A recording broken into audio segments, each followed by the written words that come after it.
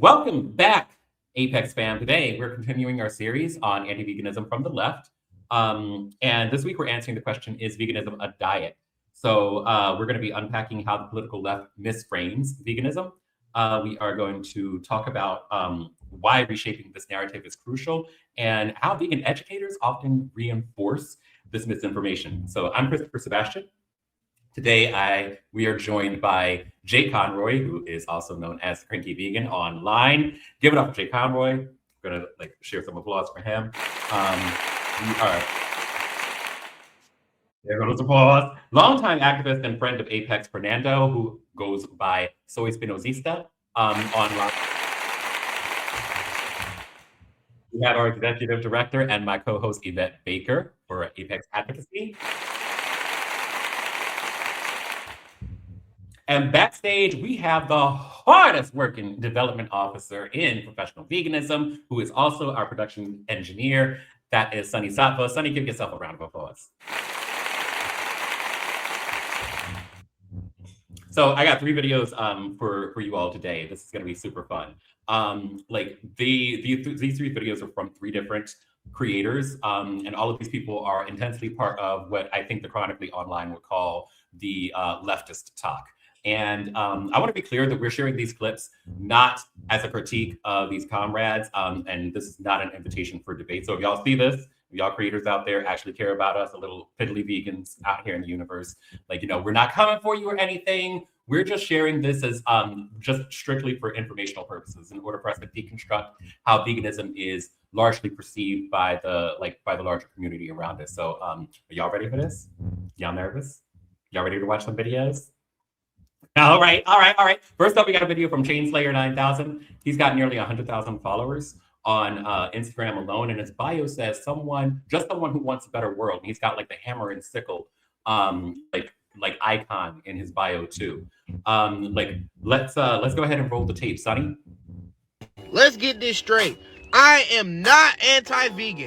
I'm anti-idealism and anti-liberal moralism. We cannot have a real conversation about food under capitalism because everything we eat is built on exploitation. So turning food into a moral purity test misses the whole point. The meat industry is factory farms, migrant slave labor, and land theft. The agricultural industry, monoculture, deforestation, migrant slave labor, and land theft.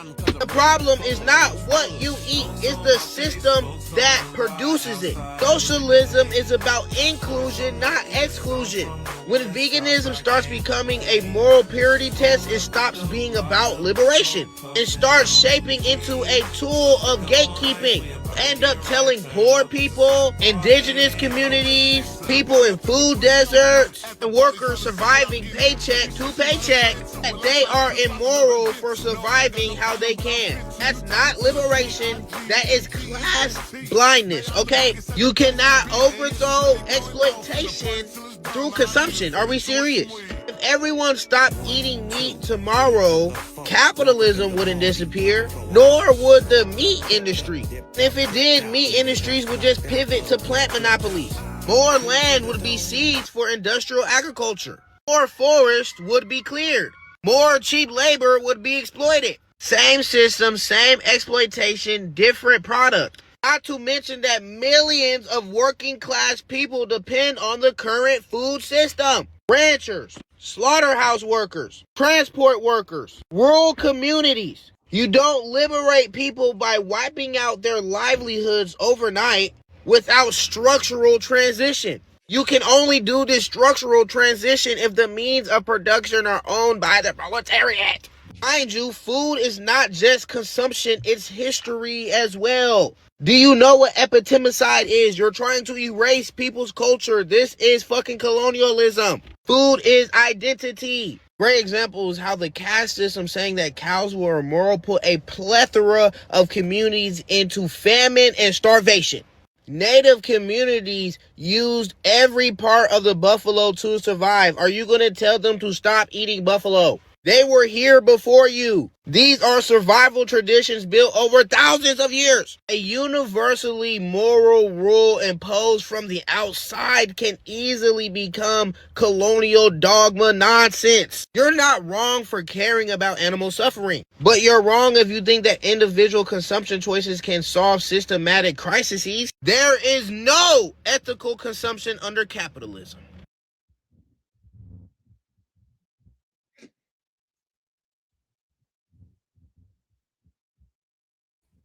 Oh, I love that. He ends it with the classic line, there is no ethical consumption under capitalism. We're not even going to touch that. In fact, we're actually not going to touch like a lot of the fallacies that he introduced in that video because, listen, tons of creators have stitched him and done that already. I just do want to make a like note for our followers or the folks who are joining us for the live. He does mention like Native Americans and like the erasure of Native American ways of eating. Just a quick shout out to Dr. Rita Laws and her book, Returning to the Corn, The Vegetarian Habits of Some Pre-Columbian American Tribes. Fascinating book, just want to shout that out there. And there's just a wealth of plant-based indigenous knowledge that she shares. Absolute ages, as a matter of fact. But he's got a couple of quotes in here that I want to focus on. He starts out by saying, we can't have a real conversation about food under capitalism because everything we eat is built on exploitation. So turning food into a moral purity test misses the whole point. And then he goes on to say, the problem is not what you eat, it's the system that produces it. And I want to start there. And I want to start with this video because I think that it really illustrates a lot of what we're talking about today.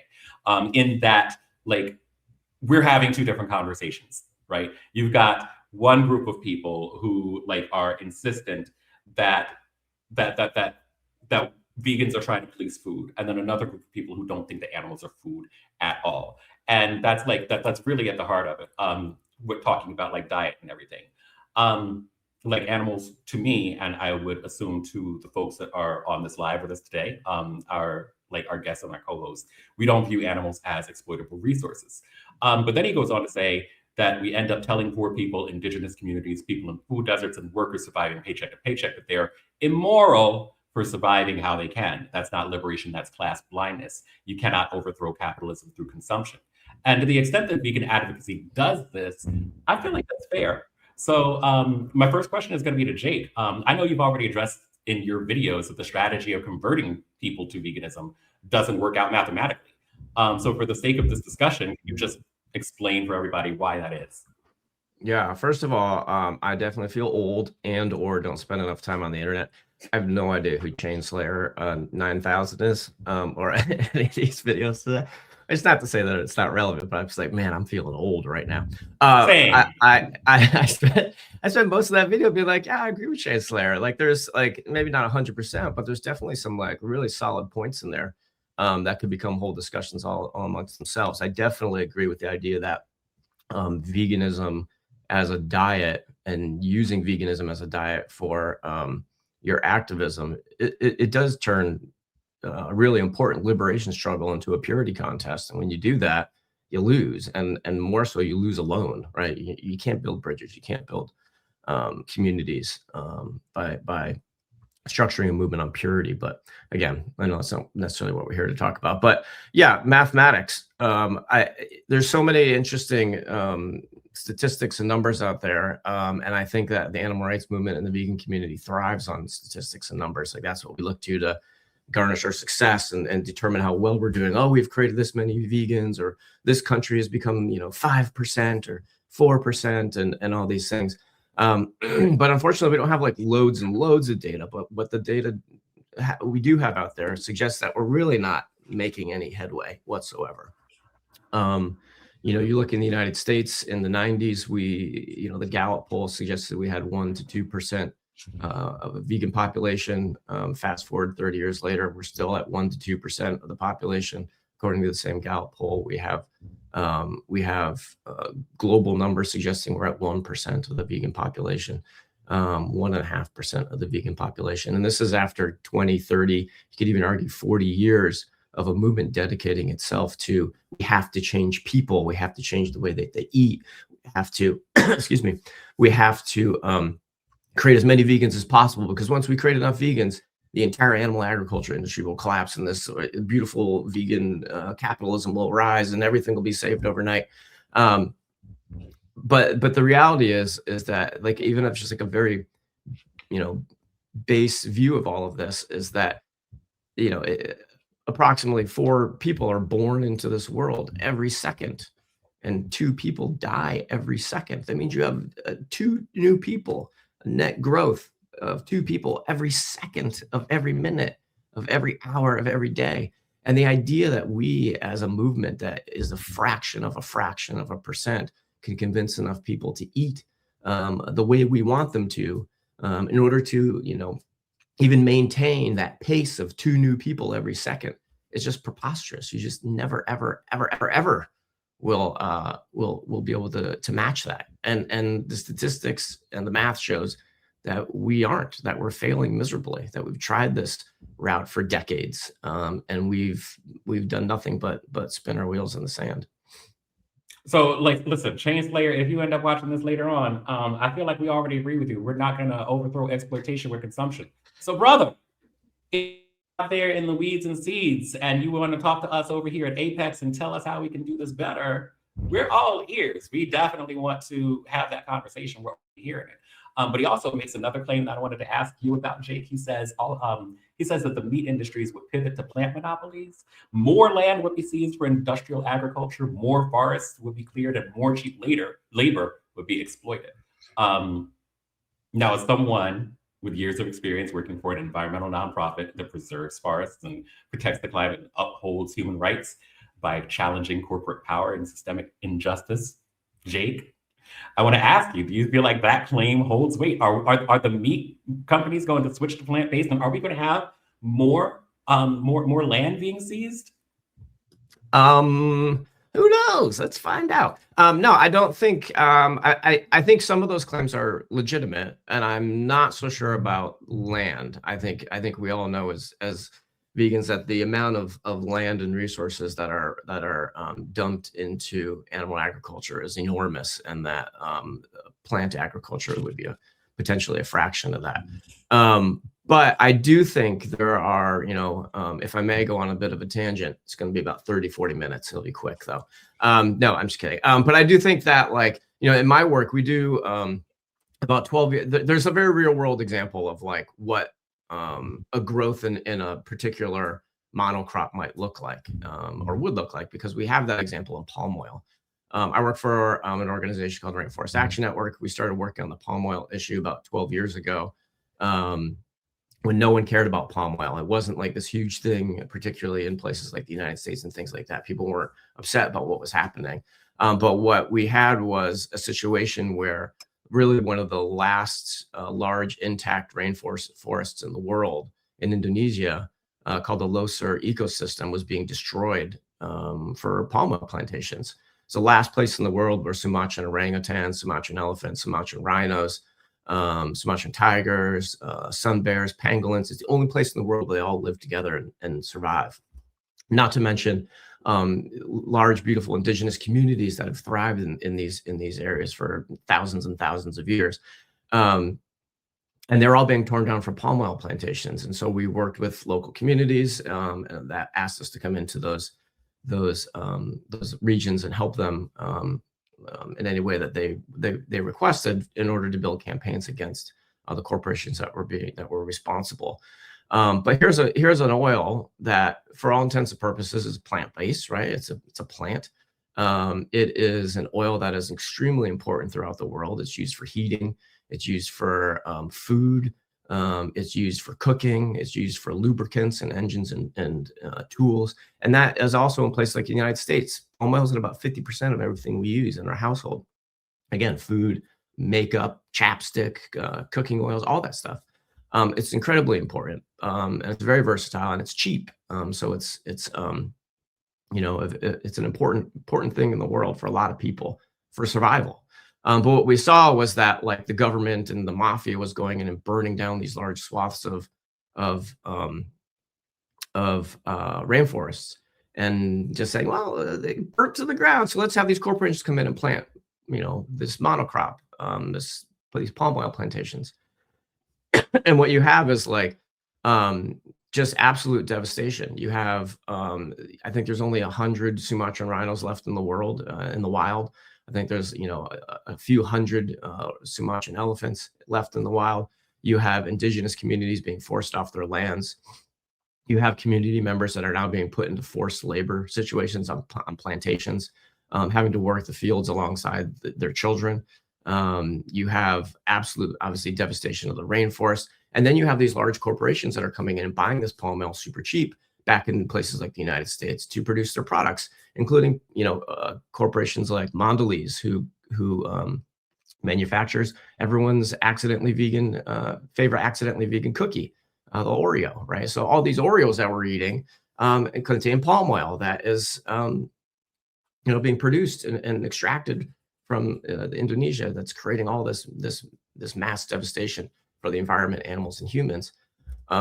Excuse me.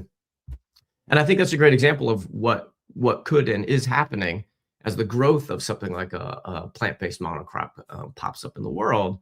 We're having all this really, really terrible devastation. And the one thing that's not changing it is, a bunch of people saying, well, I'm not going to eat palm oil anymore. I'm going to boycott it.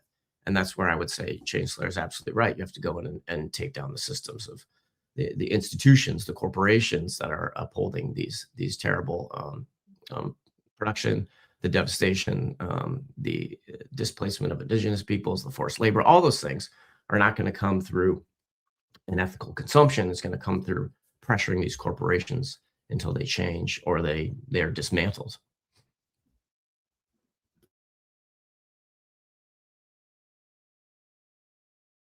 I'm actually really glad that you said that, because I was going to ask you a question about pressure campaigns, because that's something that I've seen you lecture on literally across the world, like internationally. Man, I followed you from Ireland and Dublin to Denmark. We've been in Copenhagen. We've been everywhere together. And you've been talking about pressure campaigns and the importance of prioritizing those over these one-on-one conversions that focus on consumption habits. Do you feel like we have more successes with those? I already know the answer to that, so I'm asking for the audience. Yeah, absolutely. And the one piece I would go back to statistically the mathematics that I forgot to mention, which I think is really important. There's a huge study of vegans and vegetarians, about 12,000 of them, which is a large polling number, and asked why aren't you vegan and vegetarian anymore, and how long did that take for you to fall off? And the answer was statistically that most people stop being vegan after less than 1 year of veganism, about a year. And that's about 85% of all the people that stopped going vegan happened in that first year. And that's huge. And it goes back to that 1 to 2%, or excuse me, that 2 people net positive or net growth of 2 people every second. Even if you make a vegan, even if you make 2 vegans every second, 85% of them are going to take a step back. And so we're constantly taking 1 step forward and 85 steps back. And that's just not helping anyone. But what we can see, not just in the animal rights movement, but literally every social justice movement that's ever achieved anything, is it all comes through pressure campaigning. And I don't think that I think there's a misconception that pressure campaigning is the radical bullhorns and bricks and everyone's, busting into places and yelling at people. But everything that we've achieved for animals, everything we've achieved for humans and the environment has all come through pressure campaigns. And a lot of them are very, I always call them kind of boring, but they are just, changing laws, changing policies, getting corporations to switch the way that they engage in the world. It is closing places down. It is changing the way industries function. It's changing governments. It's overthrowing governments. All these things are pressure campaigns that see an enormous amount of success. None of these things, and I've challenged this people for years and years and years, and never got an answer. Name me a social justice movement that has won something by simply convincing people to change the way that they live, change their lifestyle, change their diet. It's just nothing has ever come of it. But we are convinced that this is the way forward in the animal rights movement. And again, maybe another discussion another time, but it has held us back for decades and decades, and it will continue to do so. More importantly, it holds back the animals for decades and decades, or a lifetime really for them. Really quick, I wanted to jump in and let our other panelists know that we've got some questions and comments that are coming into the chat. Really grateful for those. John B. Chopra, I hope I'm pronouncing your name correctly, as asking the question, what are some ways we can get involved with your org? So that's the Rainforest Action Network, and that's directed to Jake.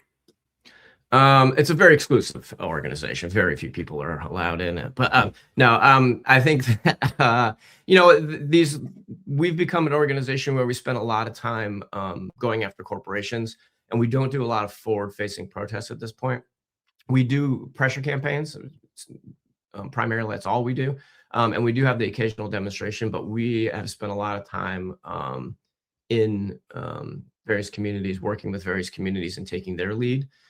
So it's really about finding local community grassroots organizations. Like we were just in Houston, Texas, fighting against Sarah Week, which is basically where like all these large oil and gas executives and CEOs come to pat each other on the back and sell their products.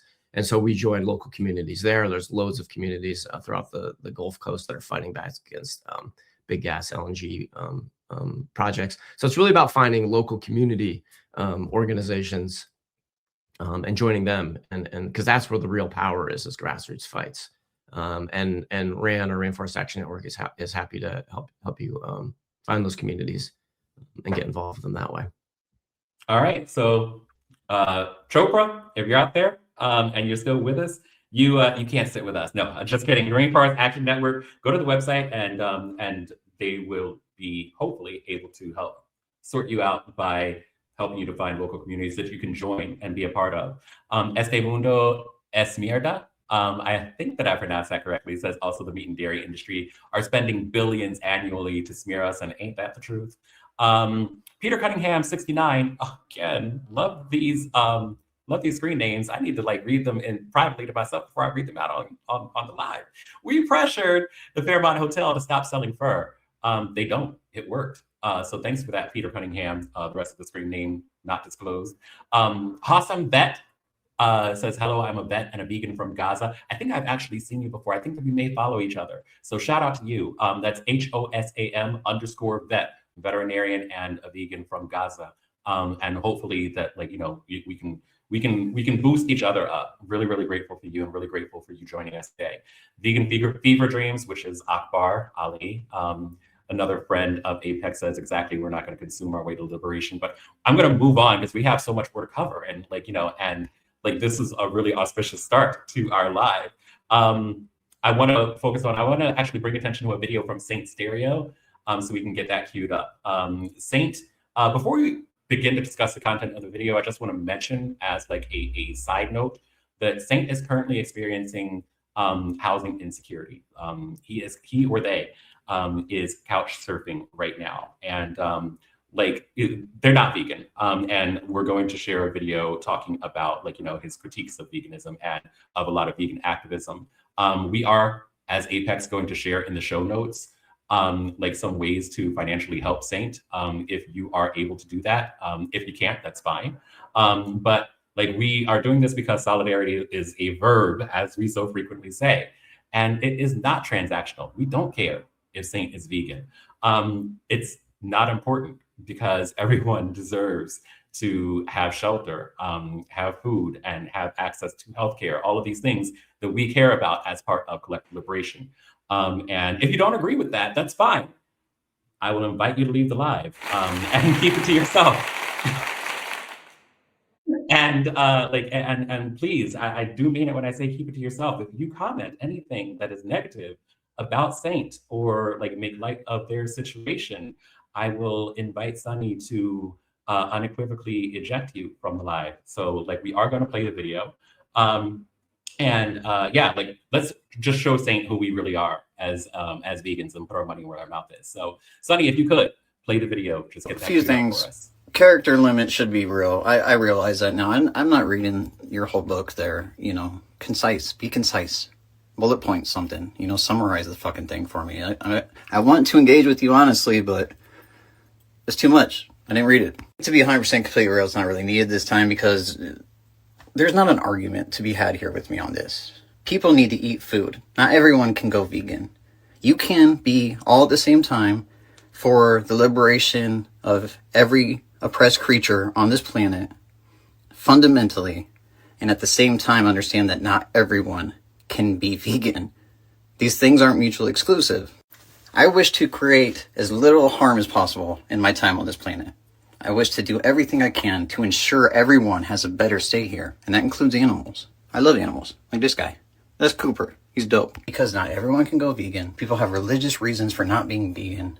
Forcing your dietary choices on other people is a form of colonial settlerism and white supremacy, and is doing essentially what liberals do, taking a topic, repurposing it from liberation into identity politics so we fight each other. How is this helping? How is this conversation leading to the liberation of animals? And for real though, I have to be real. If the choice or focus and aim of your liberation framework is animals when there's genocide, slavery, exploitation, environmental catastrophe happening on a daily basis, your priorities are weird. It's weird because consumption downstream of production, you're not stopping animals from being slaughtered. You're virtue signaling, and it's inconsiderate, and it's narrow-minded. It's an ultimately privileged take. Not everyone can afford to do that. Not everyone has the time, yada yada. Food allergies are real.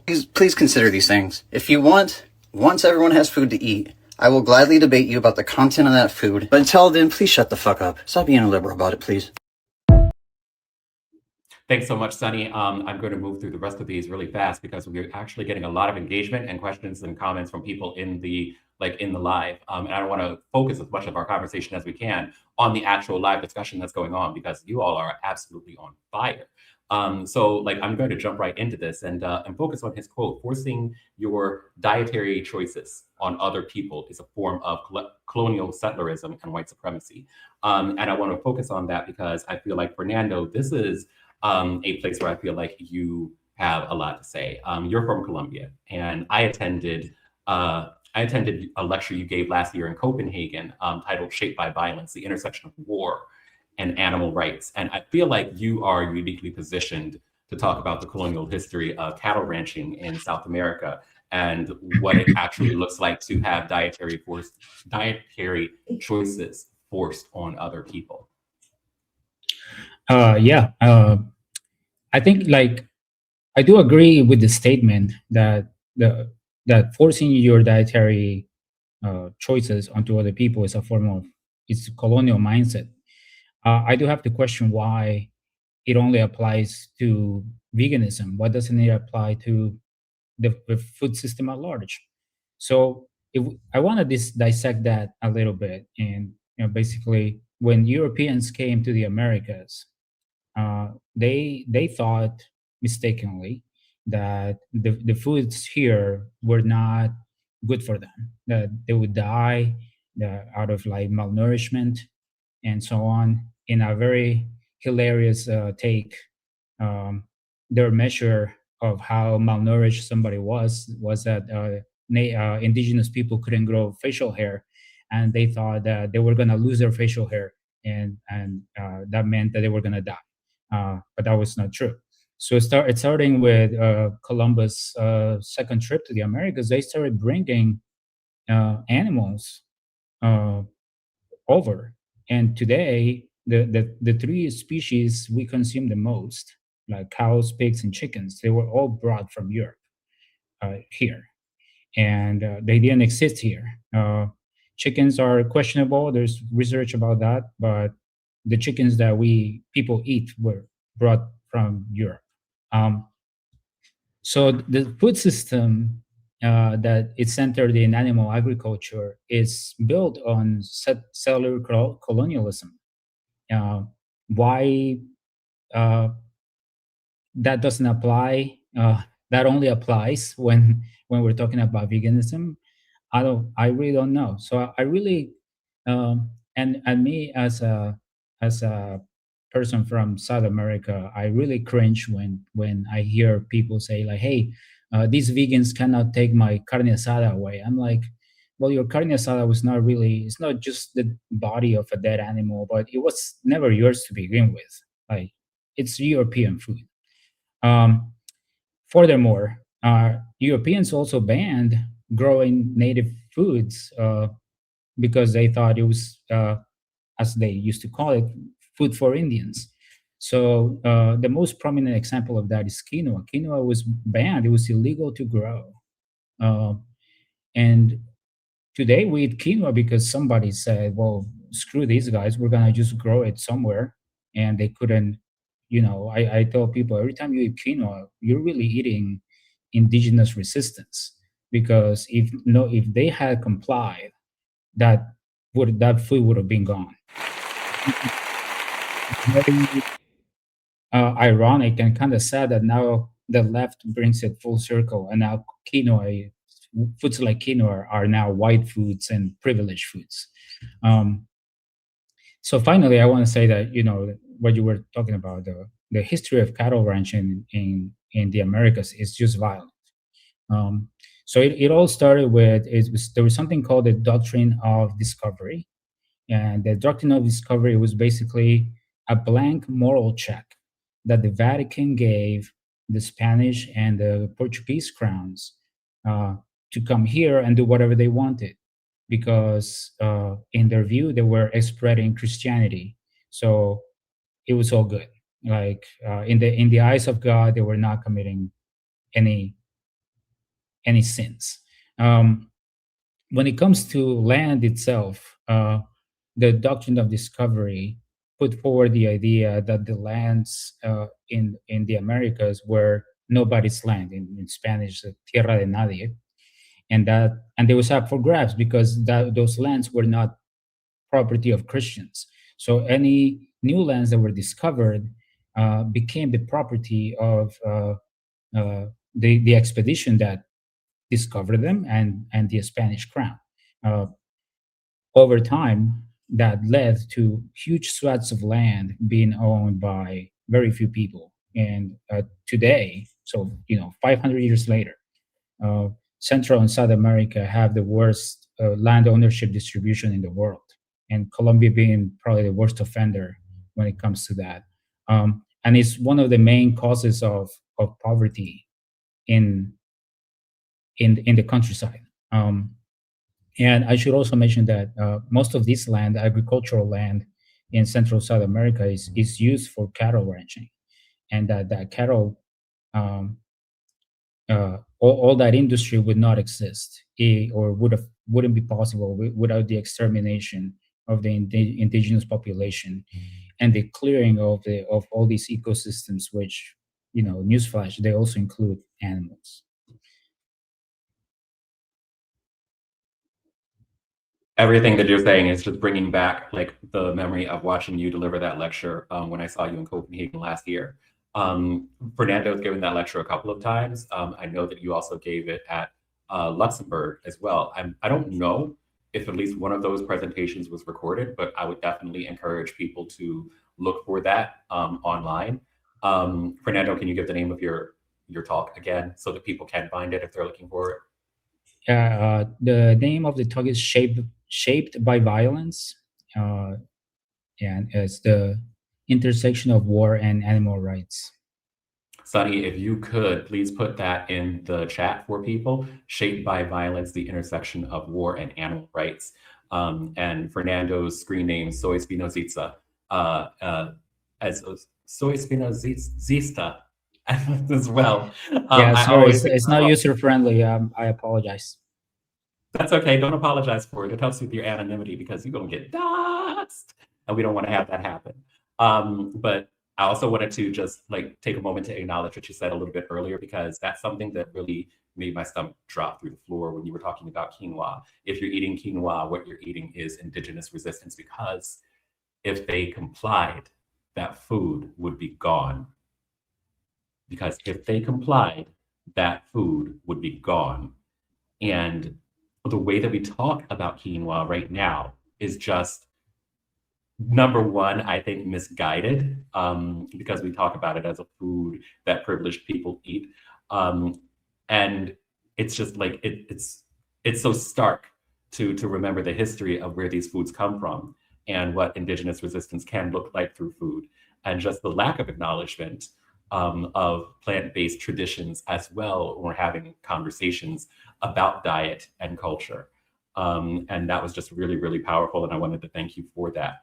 Moving on though, there are a couple of other quotes here, and I'm actually just going to open this up to either you or Yvette, Fernando, to answer.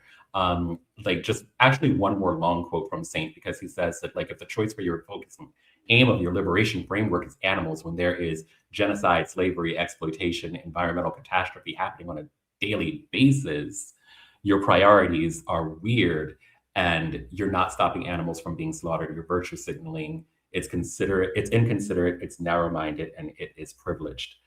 And then he goes on to actually say something else that we had talked about last week as well, that really turned into a very intense moment of vulnerability last week, I think for everybody, but especially for you, Yvette, when he said that once everyone has food to eat, I will gladly debate you about the content of that food. But until then, please shut the F up. And that's just really hard to stomach for a number of reasons. But again, because we always say that solidarity is not transactional, just the idea of hostage-ing someone's liberation, anyone's liberation, animal, human, or otherwise, saying, I will only address this after my demands are met or what I perceive and dictate to be the most important thing, just feels so, that's such a missed opportunity from someone that I respect so much. But just the whole content of that entire quote, talking about how privileged it is and to actually consider animals when genocide, slavery, exploitation, and environmental catastrophe is going on. Like, do either one of you want to talk about that? I mean, Fernando, I'm happy if we can share the space. You can. I'm frankly a bit overwhelmed when I hear that about from leftists, that knowing that we should know better than the. I short circuit. I do. I do. I short circuit. Just like I'm overwhelmed. I ask questions because I don't know what to say sometimes. It is, yeah, it's overwhelming, and we certainly should know better than having a transactional nature of solidarity. But also, I guess I would say that it's always going to be important to make sure, first and foremost, after hearing a quote like that we are having the same conversation, because we're not. What they're talking about, of course, is diet and is food. And what vegans are generally talking about with veganism is anti-exploitation, and specifically unnecessary exploitation. And the distinction matters, because when you say once everyone has food to eat, we can talk about the content of the food, you're missing the fact that the way that we produce food right now by breeding trillions of animals into existence just to kill them is one of the very big conversations we have to have while discussing how and why not everyone has food to eat in the first place. And yes, our food systems are deeply flawed and beyond animal agriculture. Exploitation, despite the cruelty-free narrative, it does run through every layer of the system, from exploited farm workers to land theft to consolidation of agribusiness, monoculture crops, yes, all the rest. But by acknowledging that the entire system itself is broken shouldn't absolve us from addressing the most devastating drivers of harm.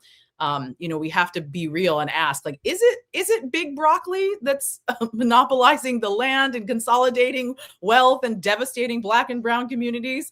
Or is it the animal agriculture industries that are driving land, degradation and deforestation and the monopolization of resources?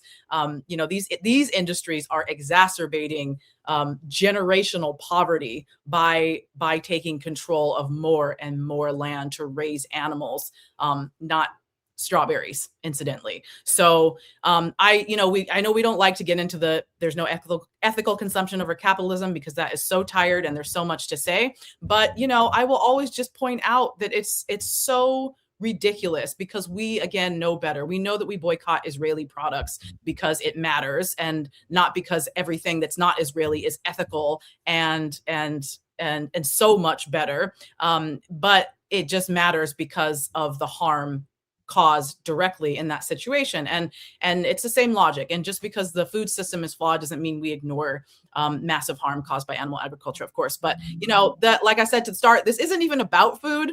It's about liberation. So when we say liberation, we mean liberation for everyone, free from the systems of unnecessary harm. And that means dismantling that colonial, as you were saying, Fernando, that colonial logic that treats animals as commodities within a food system. So, and it also means recognizing that other lives are not exploitable resources for experimentation or entertainment or confinement or transportation or the sustenance, when it's not necessary to do so. And being perfectly clear, it is not necessary. In fact, it's actively harmful, and not just to other animals, to other beings, it is harmful to us as part of these ecosystems and to the planet as a whole. The colonial mindset that views animals as resources to be used and discarded as disposable is that same mindset that justifies the exploitation of humans for centuries. It's the same logic that some lives don't matter, and that that logic is how we got here. It's like how we have a planet that's on fire and ecosystems collapsing and trillions of lives suffering under systems of domination. So it's very much a check yourself before you wreck yourself, and a lot of missing information for having that conversation. But go ahead, Fernando. Yeah, I think that if I'm a little blunt, like the quote has a lot of ignorance embedded into it, and or willingly they're willingly refusing to see the connections between these things. And in my, for example, in my talk, I talk a lot about the armed conflict in Colombia, which was, has claimed the lives of, I don't know, probably over 1 million people now. But one of the most violent actors in that conflict was a group called the AUC, and they were founded and financed by the cattle industry to protect their interests, mainly their lands, against threats of land reform, which is what the leftists wanted to do. So there is a very direct connection that I see. It seems like the left misses over and over, and it's like in Colombia, for example, the people who were in the business of killing animals was and still is in the business of financing death squads that also kill people, and they have killed over 200,000 people. And doing my research for this talk, I basically asked the question of like, has this happened anywhere else in the world? And it turns out it has happened in so many other places. Like animal industries just go into places and they want resources, be it land, water, energy, and through violence they displace the indigenous population of the region of interest, and to take those resources and for their industries. As a separate example that has nothing to do with Colombia, I came across the work of a scholar, Dr. Iris Braverman from State University of New York. And she has documented that the largest driver of displacement of Palestinians in the West Bank is not for the creation of housing settlements, but to grab lands for sheep herding. So again, the quote misses all of those connections that I will state again. We have and continue to murder people so we can take their resources and use them to raise animals for consumption. So you cannot separate these two things and say, don't talk to me about animals while there's a genocide going on. Like one leads to the other. It's a pretty straightforward line. Thanks so much for that, Fernando. I am going to move on to our last video, and I'm only going to ask one question from that video because, again, I want to get to the audience comments and questions for our panel as well. This one is from Mocha Yappuccino, who I personally invited on behalf of Apex to be in conversation with us. And since it's been over a week since I issued that video invitation and our DMs remain filled with cobwebs in reply, I'm going to assume that that invitation has been declined. His tagline on TikTok is, I'm not a liberal, I'm worse, and he's got over 3 million impressions on TikTok. So I am going to say that he's a very consistent voice for liberation. But when it comes to veganism, I will let him speak in his own words. So Sunny, if you could cue up the video for us, please. I bring up there's no ethical consumption under capitalism in relation to veganism is because same thing like when people talk about sex work, it's the same thing when people talk about AI, it's the same thing. What is the root issue making all of these issues as terrible as they are? Capitalism. Right? It's like paper straws in businesses, and they think that's like doing shit for the environment. It's like, yeah, I guess it's better than plastic straws, but who's responsible for like 70-80% of the world's emissions? It's the top 1%. Who gives a fuck if you're carpooling to work, nigga? The same 1,000 people are all taking private jets anywhere and funding wars that are single-handedly increasing the temperature of the earth. The root issue is capitalism, and some of you vegan niggas are turning into eco-jihadists against working class people when the root issue is capitalism, and everything else pales in comparison to that. You being vegan, I'm sorry, is not going to move the needle the same way just doing away with capitalism. That's what I'm focused on. I'm not gonna be getting on other working class people for not having the money or brain power to focus on their diet when the main people responsible for the fucked up food system is the ruling class. All right. So there's a lot to unpack in his video, and I'm not going to focus on all of it. I do, before we actually begin with the questions, I want to state for the record that Apex, we at Apex don't condone his use of, or any use of jihad or jihadist. As he was saying, vegans turn into eco-jihadists against the working class. The use of jihadist as a pejorative, it's deeply Islamophobic rhetoric. And so I just wanted to acknowledge that before we continue and just acknowledge that we don't condone it. Just to be clear, jihad itself is an Arabic term meaning struggle or effort, referring to the endeavor of freedom and liberation according to Islamic rhetoric, Islamic principles. So that said, Yvette, we've had a lot of conversations about how there's no ethical consumption under capitalism. We've even talked about it again today because that's actually one of the famous repeated rallying cries that we hear from people. But I do feel like he has a point because of how some, or perhaps a lot of vegan advocacy hyper focuses on individual consumption and the eating habits of working class people. So I just want to ask you, are vegans responsible for reinforcing that message that veganism is a diet? And really, who can you point to who is doing the work of changing that, if so? Well, yes, to your question, yes, vegans and vegan advocacy that I come across all day, every day does reinforce this.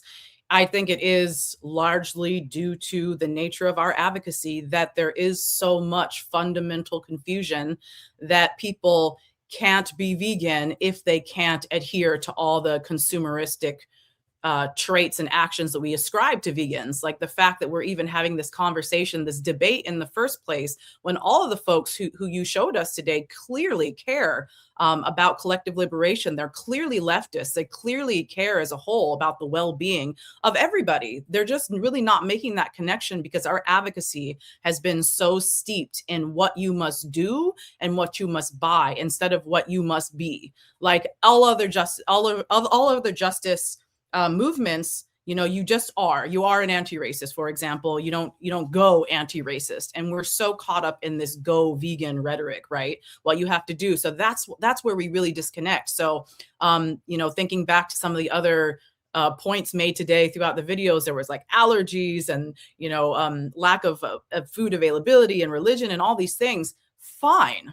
If you genuinely can't or think that you can't do these actions at the moment, there's so many reasons to be in solidarity with vegans and with veganism. But the fact that we so narrowly ascribe it to something that is consumption-based, in particular dietary consumption, it really screws us over. I mean, I would set a challenge to any vegans in the room. I mean, if you so dare, if you watch any vegan piece of content and with the mindset, just pretend that you have no idea what veganism is before you watch it, or assume that it's a diet and see if that content doesn't reinforce that. Or what would you learn? You're going to hear about carnism. You're going to hear about, which is flawed on many levels, the ideology, but you're going to hear about vegetarianism as a juxtaposition. You're going to hear about all these things that are vegan food and vegan shopping and vegan this and vegan that. And plant-based is a term that exists for a reason. I think we do have a fraction of a shot at uprooting this deep misconception that plant-based means vegan. But if I'm really honest with you, Sebastian, I don't really think at this point it can be uprooted. That vegan, we have to remember, it's not a tremendous loss. This is a label we've given ourselves as people to be in solidarity or to be accomplices with animals, alongside animals fighting for their own liberation. So I'm not really stressing at the loss of the label vegan, because what I'm fighting for is animal liberation. So if you don't want to be vegan, fine, but you can join the fight for animal liberation. And as our advocacy at Apex shows, then follows the sort of lifestyle action that comes along with it anyway. But without these prescriptions and these demands up front, I think we build bridges a lot easier and bring people, quote unquote, onto our side. As far as the systemic change, who's doing it? I think, vegan or not, like anyone who is actually trying to disrupt the status. Yvette, I'm really sorry to interrupt. I'm having a little trouble trying to hold it together here. I don't know if you all are able to, or if you're looking at the comments as well. I'm just really, really pressed because Hassan, who is a veterinarian in Gaza, is definitely having a lot of thoughts and commenting a lot, and like the things that they're saying. I am so sorry for you, Hassan. I wish that we could do more. I wish that, listen, mutual aid request for Saint is going to be in the show notes. We also really want to support Hassan as well. I know this is super hard for you. We all support Gaza at Apex. We are very aggressively anti-genocide.